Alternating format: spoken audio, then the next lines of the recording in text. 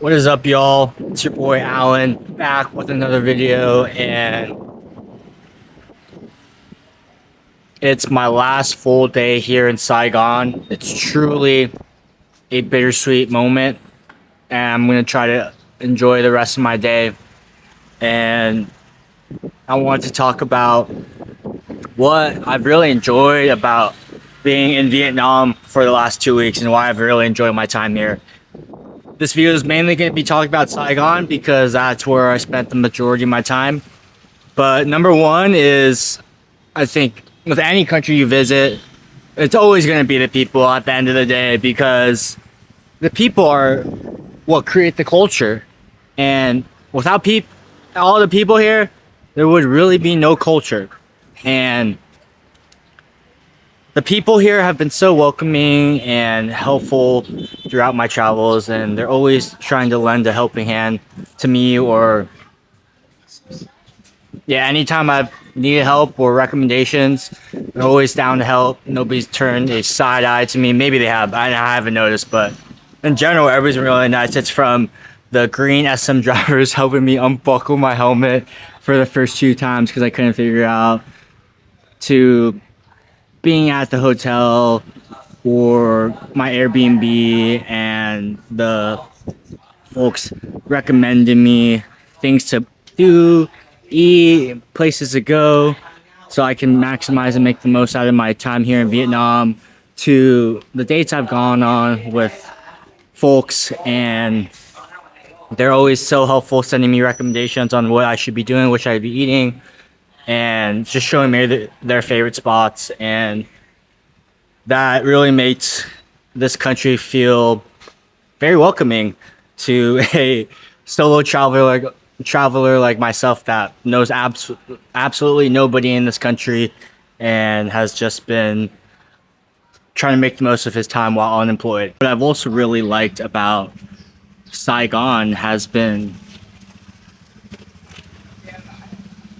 really the food culture. I think the street food culture is off the charts here. It's one of the best, I'd say, in terms of the Asian countries I've been to. I've been to Thailand, Korea, Singapore, Hong Kong. I'm probably missing a few, but I've been to a lot of Asian countries, and I never felt like the street food culture was at the level of what Saigon is at. And the food stall game is elite. If you go down like a hallway like this, usually you'll find some of the best tasting food restaurants, from pho and banh mi's for less than $3 to com tom, which is like meat and rice plates, absolutely fire. And I'm probably missing some other more local dishes I can't pronounce or I don't know the name of. And the food is incredibly tasty, it's high quality, and it's really affordable on the street food vendors. And I think some of my most favorite meals I've ever had here in Vietnam have been at the street vendors instead of, eating at. I've ate at some Instagram aesthetic restaurants. They look really nice, and the food is a little bit bland, frankly, but it's a nice aesthetic. But the food is what matters at the end of the day. And when you go to those super fancy Instagram spots, the bill is it's like 10x what you would get at a street food vendor, and it's feels like it's 5 times worse in terms of food quality. But a lot of Westerners and a lot of foreigners like to go to those spots like myself, and just to see the vibe. But even though it's more expensive, doesn't necessarily means it's better. And I think in general, when you go to an Asian country, specifically like Saigon, the food in the stalls is affordable, healthy, and tastes really good. And in a lot of Asian countries in general, you can find pretty cheap meals for high quality, like Taiwan as well. And that's an issue in America, frankly. To get like a nice, cheap, high quality, healthy meal, that might be like $12, and your best bet is probably Chipotle. I don't know where else you can buy these high quality meals in America. It's really hard unless you just make it yourself. And then I think the cafe culture here in Saigon is pretty off the charts. It's really good. I think There's been a lot of like French influence. I don't know exactly how many countries have colonized Vietnam, but it has influenced their coffee culture significantly because they be using French presses and the coffee is so freaking strong. They have egg coffee, Vietnamese coffee with condensed milk. I haven't had the egg coffee yet, but all I know is the coffee is absolutely jet fuel. It's almost too strong. I can't take this. I can't take this. I'm gonna pass away. I get like this incredible head rush for 30 minutes and then I crash for like an hour and I have to drink another one to re-up or else I'm basically dead for a while. But the cafe culture is really nice. They have nice aesthetic cafes, and in these aesthetic cafes, actually the pricing is pretty reasonable. It's just only when you go to these restaurants, the pricing gets out of hand. Also, nice aesthetic bars and clubs, the pricings for drinks are also pretty pricey. But the cafe culture is great. It's especially good as a solo traveler that's been making these vlogs to just sit at and people watch and order some coffee. And the internet speed's really good across the board in most of the places I visited here in Vietnam.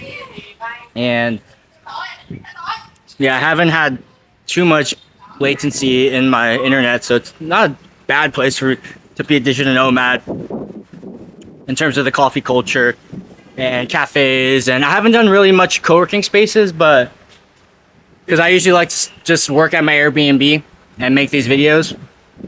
And then one of my last points here is, and then the last point I wanted to talk about is there's a strong sense of optimism here in Saigon.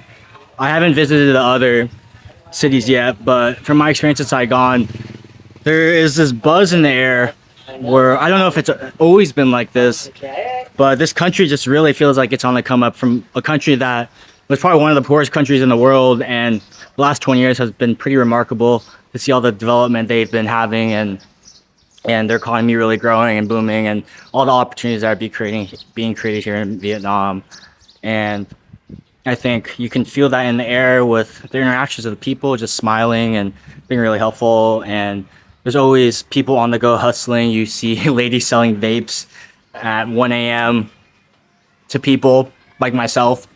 And you see construction workers pouring concrete at 1 or 2 a.m. You see shoe cleaners coming up to people trying to clean their shoes, even though they're trying to scam you. But hey, these people are hustling. They're trying to make a living. You got the Grab drivers hustling, always getting you there safely most of the time. Fun fact, not a fun fact, I actually got hit by a bike yesterday. And that was a mistake because I was walking through the street and then I like slightly took a step back. And then the bike hit my ankle. Thank God she was going slow because my ankle would have been cooked. And that's just a pro tip when you're walking the streets. You gotta make predictable movements, because the reason I got hit by this bike was because I made an unpredictable movement and was slightly stepping back. Well, that's a side note.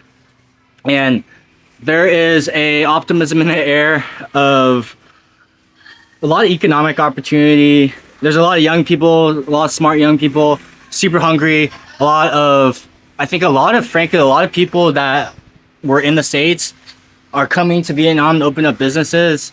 I got my teeth whitened here in Vietnam, and the owner actually was from LA, and he opened up a clinic here because I asked him why. He basically just said because of the taxes. I'm sure there's more depth to it, but we don't have time to talk about it. But you just see a lot of people from the West coming over here to Vietnam and trying to get business going up here. So there's optimism in the air. The city of Saigon feels like a New York City on crack, and it's very organized chaos. New York City is chaos, but more organized, and then Saigon is unorganized chaos, but somehow things just flow and work, specifically talking about traffic. And Saigon, I think with Saigon, I've only experienced the city, and for me as a solo traveler, I decided to just stay in Saigon because for my travel and lifestyle right now of making these videos every day and trying to find the loneliness of solo traveling, I figured Saigon would allow me to, hop into cafes and get some work done. If I get lonely, I can go on dates with people, and that has been a great experience because the people I go on dates with have been able to show me a lot of cool spots. I don't know how it's like in the other smaller cities in Vietnam, but I imagine it being a little bit harder. And I do want to come and back and visit Vietnam, and I know Vietnam has so much cool nature that I obviously missed out on by being here just in the city.